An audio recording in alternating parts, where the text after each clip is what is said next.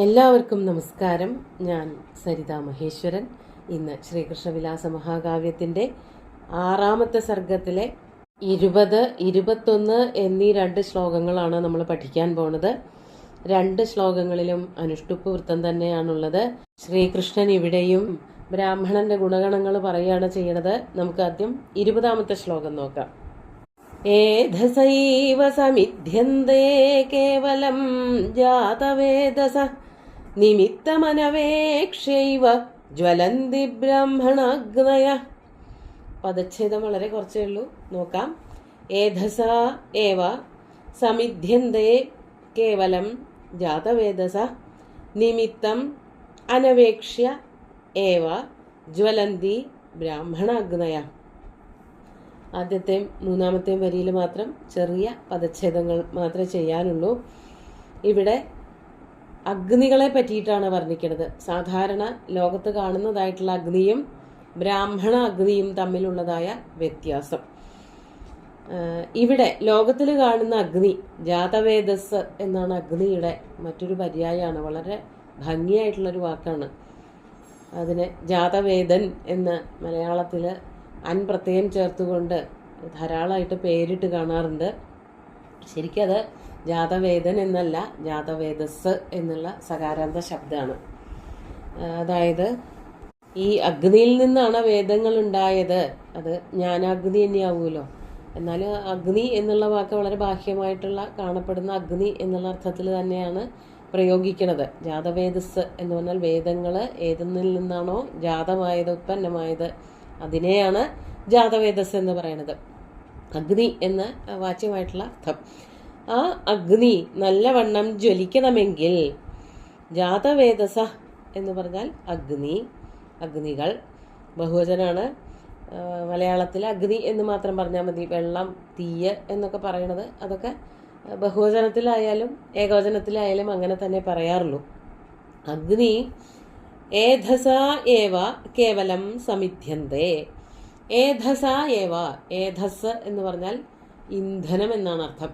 അതായത് നന്നായിട്ട് വിറകും അല്ലെങ്കിൽ ചകിരി, മടല്, ചിരട്ട തുടങ്ങിയിട്ടുള്ള സാധനങ്ങളൊക്കെ ധാരാളം ഉണങ്ങിയ ഈ ഇന്ധനങ്ങൾ വെച്ച് കൊടുത്താലേ ഈ അഗ്നി നല്ലവണ്ണം ആളിക്കത്തുള്ളൂ. അതാണ് ഏധസ ഏവ.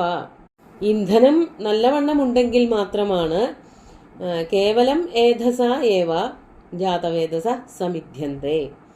നന്നായി പൊലിഞ്ഞ്, അതായത് തെളിഞ്ഞ് നല്ല ജ്വാലയോട് കൂടിയിട്ട് അഗ്നി അല്ലെങ്കിൽ തീ കത്തണമെങ്കിൽ നല്ല ഉണങ്ങിയ വിറക് അല്ലെങ്കിൽ ഇന്ധനങ്ങൾ കൊടുക്കുക തന്നെ വേണം.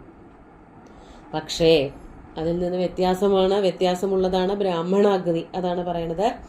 നിമിത്തം അനവേക്ഷ്യ ഏവ ബ്രാഹ്മണാഗ്നയ ജ്വലന്തി.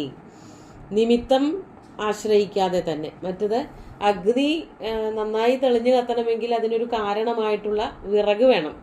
വിറകുണ്ടെങ്കിലേ അല്ലെങ്കിൽ ഇന്ധനം ഉണ്ടെങ്കിലേ അഗ്നി നന്നായി കത്തുള്ളൂ. എന്നാൽ ബ്രാഹ്മണാഗ്നി ജ്വലിക്കുന്നുണ്ടെങ്കിൽ അതിന് പ്രത്യേകിച്ച് കാരണമൊന്നും വേണ്ട. ഹേതും അനപേക്ഷയുവ, പ്രത്യേകിച്ച് കാരണമൊന്നുമില്ലാതെ തന്നെ ബ്രാഹ്മണനിലുള്ള അഗ്നി ജ്വലിക്കുന്നു. ബ്രാഹ്മണനാകുന്ന അഗ്നി ജ്വലിക്കുന്നുവെന്നോ ബ്രാഹ്മണനിലുള്ള അഗ്നി ജ്വലിക്കുന്നു എന്നൊക്കെ പറയാം. ഇവിടെ അഗ്നി എന്നുള്ളതിന് ഒരിക്കലും വാച്യാർത്ഥമല്ല, തേജസ് എന്നുള്ള അർത്ഥത്തിലാണ്. അല്ലാതെ ബ്രാഹ്മണൻ അല്ലെങ്കിൽ ജ്ഞാനം എന്നുള്ള അർത്ഥത്തിലൊക്കെ ആവാം. അതല്ലാതെ ദേഷ്യം എന്നുള്ള അർത്ഥത്തിലാണ് അല്ല പറയണത്. സാധാരണ അഗ്നി പോലെ ജ്വലിച്ചു എന്നൊക്കെ പറയുമ്പോൾ ചില ആൾക്കാരെ പറ്റിയൊക്കെ വർണ്ണിക്കുമ്പോൾ തീയു പോലെയല്ലേ ജ്വലിച്ചു നിൽക്കണത് എന്നൊക്കെ പറയുമ്പോൾ ദേഷ്യത്തിൻ്റെ കാര്യത്തിൽ അല്ലെങ്കിൽ ആ പ്രഭാവത്തിൻ്റെ തീവ്രതയുടെ കാര്യത്തിലൊക്കെയാണ് പറയുക. ഇവിടെ ബ്രാഹ്മണരെ പറ്റി പറയുമ്പോൾ അങ്ങനെയല്ല ഉദ്ദേശിക്കുന്നത്. പ്രത്യേകിച്ച് കാരണമൊന്നുമില്ലാതെ തന്നെ അവരിങ്ങനെ തെളിഞ്ഞാണ് നിൽക്കുന്നത്. അവരുടെ ജ്ഞാനം അതുപോലെ മനസ്സിൻ്റെ ശുദ്ധി ഒക്കെ ഉള്ളത് കൊണ്ട് അവരിങ്ങനെ തെളിഞ്ഞു പ്രകാശിക്കുന്നു. അതാണ് ബ്രാഹ്മണരുടെ ഒരു ഗുണമായിട്ട്, മറ്റൊരു ഗുണമായിട്ട് ശ്രീകൃഷ്ണൻ അച്ഛന് പറഞ്ഞു കൊടുക്കുന്നത്. മാത്രമല്ല അഗ്നിക്കൊക്കെ ഉള്ളൊരു സ്വഭാവം, അഗ്നിയും അതുപോലെ തന്നെ ജലവുമൊക്കെ സ്വതശുദ്ധങ്ങളാണ്. അതായത് തന്നെത്താൻ അവ ശുദ്ധങ്ങളാണ്, മറ്റുള്ളവയെ ശുദ്ധീകരിക്കാൻ ഉപയോഗിക്കുകയും ചെയ്യും. വെള്ളത്തിന് അങ്ങനെ കഴിവുണ്ടല്ലോ. വെള്ളം കൊണ്ട് നമ്മൾ വെള്ളം സ്വതവേ ശുദ്ധമാണ് എന്നാണ് സങ്കല്പം. തീർത്ഥമായിട്ട് അതുകൊണ്ടാണ് അതിനെ കണക്കാക്കുന്നത്. സങ്കല്പമല്ല, ശുദ്ധമാണ്. നമുക്ക് എന്തൊന്നിനെയും ശുദ്ധീകരിക്കണമെങ്കിൽ, വസ്ത്രങ്ങളായാലും പാത്രങ്ങളായാലും നമ്മൾ താമസിക്കുന്ന സ്ഥലമായാലും വീട്, തറ, അതിനെയൊക്കെ വൃത്തിയാക്കണമെങ്കിൽ നമ്മൾ വെള്ളം ഉപയോഗിക്കും. വെള്ളം ഉപയോഗിച്ച് കഴുകുക, തുടയ്ക്കുക, തുണി നനയ്ക്കുക, പാത്രങ്ങൾ കഴുകുക, ഇങ്ങനെ എന്തെല്ലാം പ്രവൃത്തികൾ ചെയ്യാറുണ്ട്. അപ്പോൾ അതൊക്കെ വെള്ളം കൊണ്ടാണ്. വെള്ളം സ്വതശുദ്ധമാണ്, സ്വതവേ ശുദ്ധമാണ്, ജന്മത പ്രകൃതി ശുദ്ധമാണ്. അതുപോലെ അഗ്നിമത, അഗ്നി ജ്വലിപ്പിച്ചിട്ടുണ്ടെങ്കിൽ അവിടെ ശുദ്ധി വരും. നമ്മൾ കാടും പടലൊക്കെ പിടിച്ച് കിടക്കുന്ന ഒരു സ്ഥലം വൃത്തിയാക്കണമെങ്കിൽ അഗ്നി അവിടെ ജ്വലിപ്പിച്ചാൽ മതി. അവിടെ ഉള്ളതായ എല്ലാ ചീത്തത്തങ്ങളും തീയിൽ എരിഞ്ഞടങ്ങിക്കൊള്ളും. അഗ്നി അത് ആ സ്ഥലത്തെ മുഴുവനും ശുദ്ധമാക്കുകയും ചെയ്യും. അപ്പോൾ സ്വതശുദ്ധങ്ങളാണ് അഗ്നി.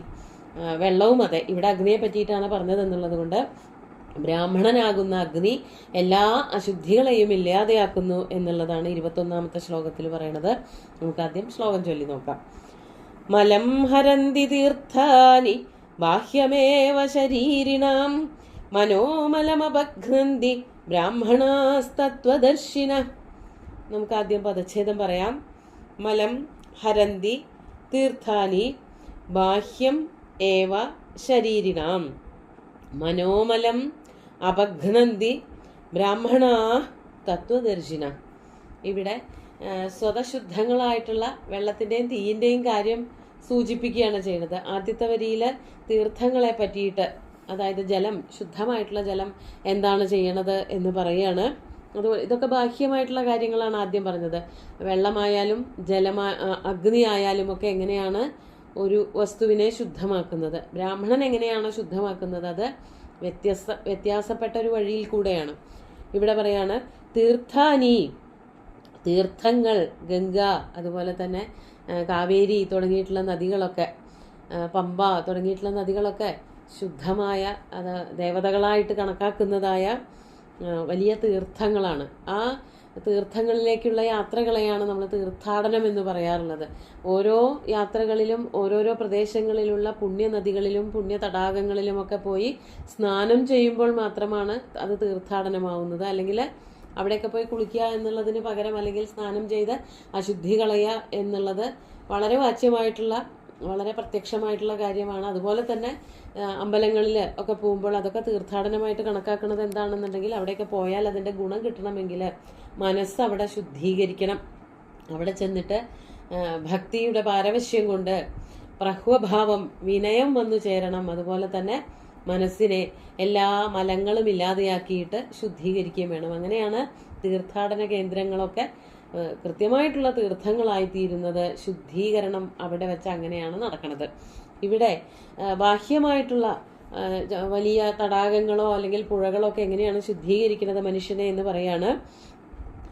തീർത്ഥാനി ശരീരിണാം ബാഹ്യമേവ മലം ഹരന്തി. തീർത്ഥങ്ങളൊക്കെ തന്നെ ഈ പറഞ്ഞ ഗംഗ, യമുന തുടങ്ങിയിട്ടുള്ള, അല്ലെങ്കിൽ സരയു, മറ്റേതെങ്കിലും നദികളോ അല്ലെങ്കിൽ തടാകങ്ങളോ അങ്ങനെയുള്ളതൊക്കെ തന്നെ ബാഹ്യമേവമലം ശരീരിണാം, ശരീരമെടുത്തിട്ടുള്ള മനുഷ്യരുടെയൊക്കെ തന്നെ ബാഹ്യമേവമലം, ഏറ്റവും പുറമേയുള്ള മലങ്ങളെ, അതായത് തേച്ചൊരച്ച് കുളിച്ചാൽ ശരീരത്തിന്റെ പുറമേ ഉള്ളതായ ചെളി അഴുക്കുകളൊക്കെ പോവും. വിയർപ്പ്, അതുപോലെ തന്നെ മാലിന്യങ്ങളെ, പൊടിയൊക്കെ ശരീരത്തിൽ അടിഞ്ഞുകൂടിയിട്ടുണ്ടെങ്കിൽ നന്നായി ഒന്ന് കുളിച്ചാൽ എല്ലാ മാലിന്യങ്ങളും ഇല്ലാതെയായി പോവും. അതൊക്കെ ബാഹ്യമാണ്. ഈ വെള്ളത്തിനും അതുപോലെ തന്നെ അഗ്നിക്കൊക്കെ ബാഹ്യമായിട്ടുള്ള മാലിന്യത്തെ അകറ്റാനേ പറ്റുള്ളൂ. എന്നാൽ ബ്രാഹ്മണൻ എന്ന് പറയുന്ന അഗ്നി ഉണ്ടല്ലോ, ബ്രാഹ്മണ അഗ്നി, അതാണ് ആദ്യം പറഞ്ഞത്. സ്വതവേ ഉള്ളതാണ്, തേജസ് ഉള്ളതാണ്, ഇന്ധനങ്ങളൊന്നും ഇല്ലാതെ തന്നെ എപ്പോഴും ശോഭിച്ചുകൊണ്ടിരിക്കുന്നതായിട്ടുള്ള ആ തേജസ്, അങ്ങനെയുള്ള ബ്രാഹ്മണർ എന്ന് പറയുന്ന അഗ്നി. അവരെന്താ ചെയ്യണത്? തത്വദർശിന ബ്രാഹ്മണാഹ, തത്വത്തെ തിരിച്ചറിഞ്ഞവരായിട്ടുള്ള, തത്വം എന്ന് പറഞ്ഞാൽ പരബ്രഹ്മതത്വം. എന്താണ് ഇവിടെ ശാശ്വതമായിട്ടുള്ളത്, എന്താണ് നശിച്ചു പോകുന്നത്, എങ്ങനെയാണ് ആ തത്വത്തെ പ്രാപിക്കേണ്ടത്, ഞാൻ ആരാണ് തുടങ്ങിയിട്ടുള്ള തിരിച്ചറിവുകളൊക്കെ ഉണ്ടായിട്ടുള്ളവനാണ് തത്വദർശി. തത്വദർശിയായിട്ടുള്ള ബ്രാഹ്മണർ, ബഹുവചനം തത്വദർശിന ബ്രാഹ്മണാഹ, അവര് എന്ത് ചെയ്യുന്നു? മനോമലം അപഘ്നന്തി, മനസ്സിലുള്ളതായ മലത്തെ ഇല്ലാതെയാക്കുന്നു, മനസ്സ് ശുദ്ധീകരിക്കുന്നു. അവരുടെ സാന്നിധ്യം കൊണ്ട്, അവരുടെ ഇടപെടലുകൾ കൊണ്ട് എല്ലാ ജനങ്ങളുടെയും ആരാണോ അവരുമായിട്ട് ഇടപഴകാൻ പോകുന്നത് അവരുടെയൊക്കെ മനസ്സ് ശുദ്ധീകരിക്കപ്പെടുന്നു.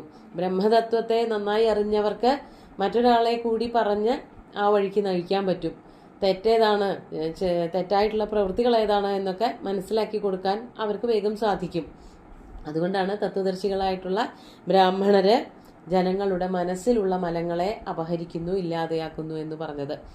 അപ്പോൾ ആദ്യം പറഞ്ഞതായ ജലം, തീർത്ഥങ്ങളൊക്കെ ബാഹ്യമായിട്ടുള്ള മാലിന്യങ്ങളെയാണ് അകറ്റിക്കളയണതെങ്കിൽ ബ്രാഹ്മണനാകുന്ന അഗ്നി ഉള്ളിലുള്ളതായ മനസ്സിൽ കയറി കൂടിയിരിക്കുന്നതായ അബദ്ധധാരണകള്, തെറ്റായ ചിന്തകള്, ഇരുട്ടുമൂടി കിടക്കുന്ന പ്രദേശങ്ങളൊക്കെ ഇല്ലാതെയാക്കിയിട്ട് അവിടേക്കൊക്കെ വെളിച്ചം പകർന്നു തരുന്നു, അഗ്നിയുടെ തേജസ്സിനെ പകർന്നു തരുന്നു എന്നാണ് ഇവിടെ കവി വർണ്ണിച്ചിരിക്കുന്നത്.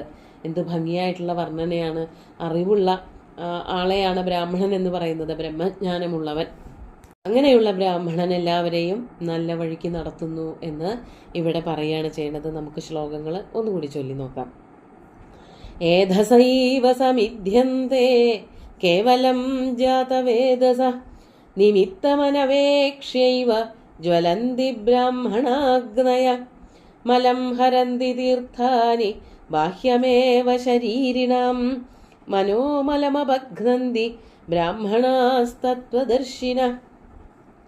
ഈ ബ്രാഹ്മണരുടെ സാന്നിധ്യം കൊണ്ട് എല്ലാം ശുദ്ധമാകുന്നു, എല്ലാ മാലിന്യങ്ങളും അകന്നു പോകുന്നു. അതുകൊണ്ട് അങ്ങ് തീർച്ചയായിട്ടും ബ്രാഹ്മണന് പൂജ നൽകേണ്ടതാണ് എന്നാണ് ഇവിടെ സമർത്ഥിച്ചു കൊണ്ടുവരണത്. സുന്ദരമായിട്ടുള്ള 2 ശ്ലോകങ്ങളും ഭഗവാന്റെ കാൽക്കൽ അർപ്പിച്ചുകൊണ്ട് ഗുരുവായൂരപ്പനെ സാഷ്ടാംഗം നമസ്കരിച്ചുകൊണ്ട് എല്ലാവർക്കും ശുഭദിനം നേർന്നു നിർത്തട്ടെ. നന്ദി.